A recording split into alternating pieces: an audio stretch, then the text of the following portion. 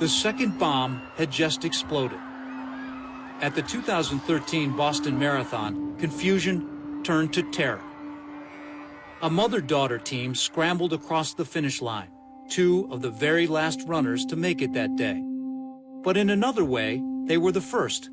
Lost among the chaos, Kris Biagiotti made history along with her daughter, Kayla. The smile never left her face. You know, she was just so happy that she could be a part of it. And I've never seen her that happy as she was that day. You got love this morning? Yeah. Kayla Biagiotti was born with mitochondrial disease, How's that? Something at the table. stunting the 19-year-old's physical and mental development. Okay, can we put it down? Are we hugging the boys this morning? Socially, she's where a typical teenager is, 16, 17, 18-year-old. Cognitively, she's probably where a 3 to a 4-year-old is. Can I have some food in that belly?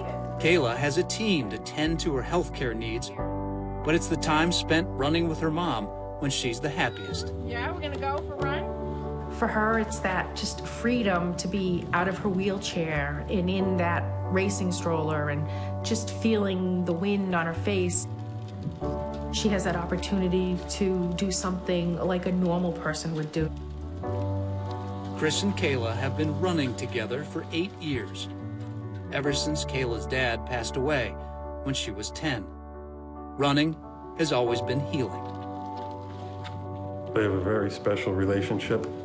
I think her mom does wonderful things with her on a daily basis, but she also does things that are very important in Kayla's life. Important, like becoming the first mother-daughter team ever to run and finish the Boston Marathon. As the crowd cheered for her, she's hooting and hollering from her chair and just laughing and just so happy.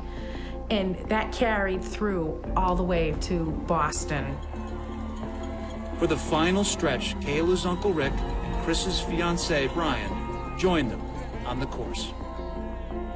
I had Kayla's left hand, waving to people. The excitement was unbelievable.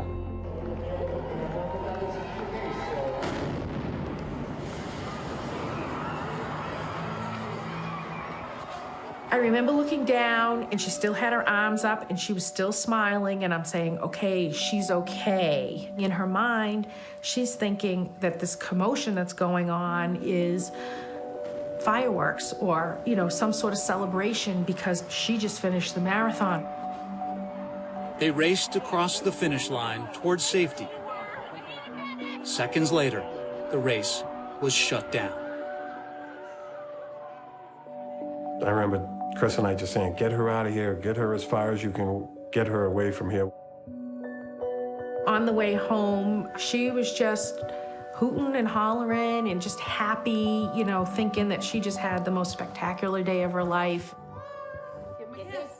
We shielded her from all the news and the press that was happening at that time. We had to stay with our normal routine.